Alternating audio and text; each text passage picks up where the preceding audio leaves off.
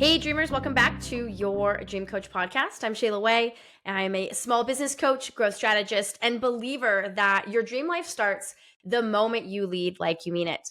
This podcast is all about leadership, fulfillment, and growth. Today, I'm diving into a topic that's foundational to really everything that I teach and coach on, and that is your business can't outgrow you, and really what that means. So I want this episode to feel like you and I are just sitting across from each other at a coffee shop, no fluff, just the real deal. Because if you ever wondered why your growth feels stuck, why you're hitting ceilings, or why success feels heavier than you expected, it might not just be your business model. It might be you. And that's not a judgment, that's the invitation. So let's explore how your personal growth as a leader is the direct ceiling or rocket fuel of your business. Now, of course, I'll be sharing what I found in my experience coaching hundreds of leaders, not just what you should do. Now, I really want to go deep today. And just before I dive in is just be sure to join us inside the LFG Business Academy on School. It's free. And I just dropped a brand new mini leadership series to help you lead with clarity, confidence, and culture. And so you can check that out and we'll dive into today's topic. So I want to walk through 10 big ideas that I really believe from my experience of over 2 decades of working with people can really transform the growth of your business, starting with your personal growth. And the first thing I want to really chat about here is your mindset, how that really sets the pace. What I have found is that your business moves at the speed of your beliefs. So if you believe things have to be hard, slow, or unstable, that's exactly how your business will operate. When I began rewiring my mindset from fear-based decision-making to possibility-driven action, everything shifted. And clients noticed that. Revenue grew, team culture changed. Not because I had a new strategy, but because I started leading with a stronger, more grounded belief system. I was doing some work with a client the other day on just identity shifts. And I see this all the time on calls with clients is oftentimes our blueprint of things that have happened in the past, our thinking, the way that we identify in our space really can oftentimes hold us back. So I would encourage you just to sort of zoom out and take a look at what are those beliefs and what really is holding your business back so that we can work on those mindset shifts to really elevate the pace of the growth of your business. The second thing that I've seen is the bottleneck is almost always the leader. Now, this one will sting a little, I know, and I remember reflecting on this myself when I heard this early in my business years with my mentorship is your business is a reflection often of you as the leader. But what I have seen time and time again is this, is that if there is friction in your team, inconsistency maybe in your sales or lack of follow through, it's likely reflecting something you haven't addressed in your leadership. So this isn't a bad thing. Hey, I remember when I first heard this, I sort of took it, offense. Well, it's not me, it's them. And here's what's really powerful is when you pivot that and you look at your team as a reflection of you as the leader is that can really work as a very powerful way to grow because then you can start to own some of those things that maybe aren't happening and bringing that to the team and putting that on you. And that's a sign of a really strong leader because when I would go to my team and say, hey, I just really got to apologize. I'm not sure what I've missed as a leader for sales to be down, but I really want to take ownership and giving you the right support to be able to level up as we go into a new month. And oftentimes they would take that and say, oh, no, it's not you, right? It's us. And it became a really positive culture shift instead of me pointing fingers of what's not going well and me directing it back on myself as the leader. And regardless if you're the CEO or you're a leader within a team, it is a really mature, I believe, way to lead is owning the good and the bad. And that is just a level of growth that I see when working with different types of leaders too. And, I had to take that hard look at where I was micromanaging or maybe avoiding feedback. When I was a leader in my early years, I would have a really hard time bringing up some of the challenges that I would see. And what I find is that the best leaders just ask the questions they don't want to know the answers to. And so when I started to sort of clean up my own energy, my team started operating better without me needing to push. And I see that happen in a lot of the businesses I coach too, is when we can really dive deep on the leadership reflection and how to not, you have that as the bottleneck. That's where the whole team will really level up. The third thing is emotional maturity really determines the sustainability. And that's something that I was touching on just briefly in that second point, is that you can build a business fast, but to build a business that lasts, that takes emotional regulation. And I've watched entrepreneurs lose great people and opportunities because they reacted instead of responding. Doing the inner work to stay calm in chaos, to detach from ego, and to lead from curiosity instead of control. This is the work that keeps you in the game long term. And trust me, it's way easier said than done. But this is why this podcast is all about your growth, and that your business won't outgrow your level of maturity, leadership, personal growth, because you need these skills to be able to respond when we are put in different situations that can challenge us. The fourth thing is all about fulfillment, and your fulfillment is not optional, it's fuel. And I can think of so many calls I've had with people where they're having great success in their business, great financial success, but the fulfillment is missing. And this is the fuel. And I talk about this as a huge core value in my leadership course. Is I used to believe that burnout was a badge of honor. I worked this many hours and I've done this. But what I learned years ago is if we don't prioritize fulfillment, then we get burnt out.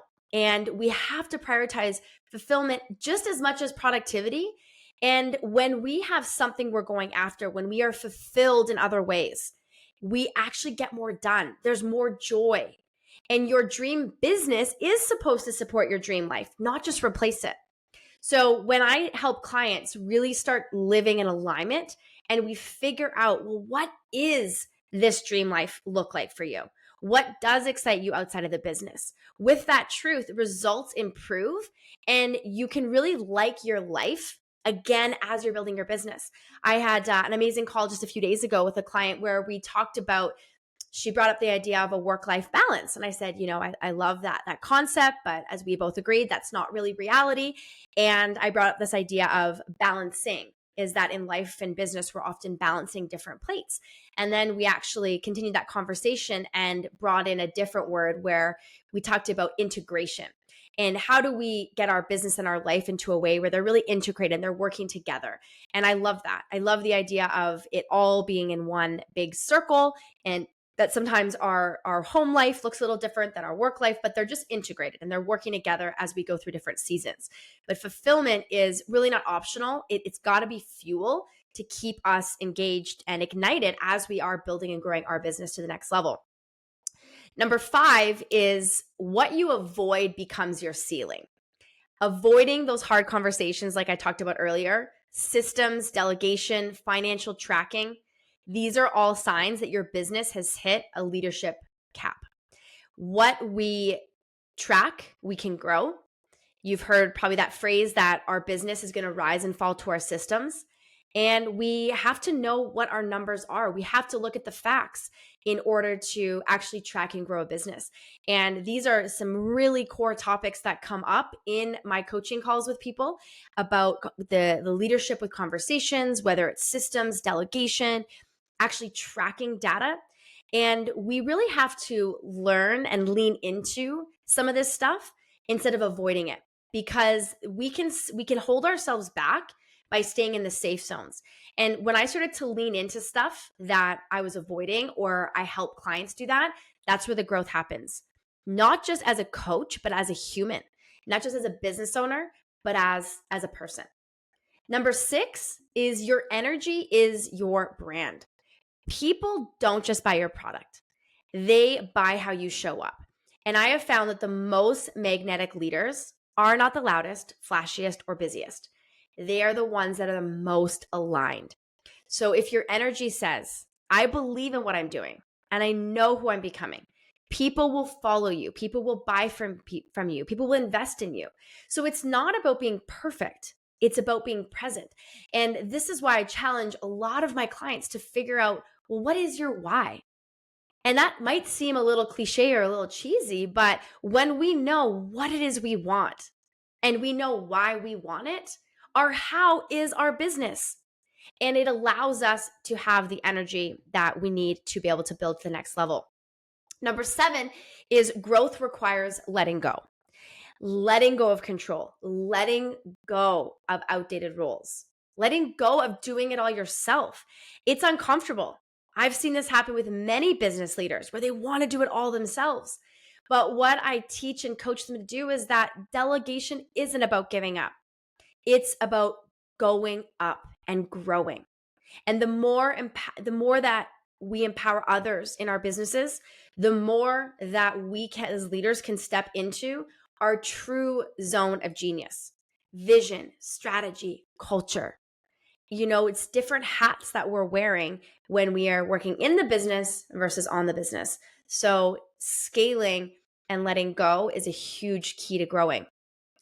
Number 8 is you need structure to scale. Early in business, hustle will absolutely be a key factor in getting you started, but systems are what sustains you. And I see a lot of sometimes resistance in structure with clients because they don't want to feel like they're micromanaging, or they don't want to be, too structured in some ways. But when I work with clients to start creating really clear processes and calendars and team rhythms, that creativity of working with them on these actually gives them more confidence, and it allows them to think and scale bigger, because structure shouldn't feel like micromanaging. It shouldn't feel like a negative, because it allows you to take energy off of the things that sometimes can keep us away from really using the energy to what matters most to take the business to the next level. Number 9 is that your business will only grow to the level of your leadership. So whether you're leading a team of 20 or just yourself, leadership is the multiplier. So I have found that the moment you take full ownership, not just of results, but of your thoughts, actions, energy, you unlock your next level. Your team, your clients, your community, they rise when you rise. And number 10 is, if you want different results, become a different leader. You've all heard the definition of insanity, is that's doing the same thing over and over and over again and expecting different results. Well, it's easy to chase new tactics, but sustainable success, that comes from identity work. Who are you becoming? How do you think? How do you decide? Rest, recover, sell, serve. When I shifted my identity from busy coach to calm CEO, and when I help my clients redefine who they are as a leader, their businesses and life transform. So here's my challenge to you. Look at your business right now. Where is it stuck or strained? Then ask yourself, how might I be the lid? How am I the person that might be holding back the growth? And what needs to evolve in me first to create different results out there? Because here's the truth. Your business can't outgrow you, but it can grow with you. That's the goal. And so you don't have to figure it out all alone. If you join us inside the LFG Business Academy on School, it's completely free. You will get access to my mini leadership series packed with tools to help you step fully into your next level as a leader without the overwhelm. So you can click in the show notes to grab the link, or just go to my Instagram at Shayla Wey Coaching, and the link is there as well, and we'll be able to add you inside that free community. And if this episode resonated with you, send it to a fellow entrepreneur or teammate who needs the reminder that personal growth is business growth. And if you haven't already, be sure to subscribe and leave a review. It helps more dreamers like you find this podcast. Thanks for being here. Thank you for doing the inner work, because your dream life starts with the way you lead, the way you live, and the way you grow. I'll see you next time on Your Dream Coach podcast.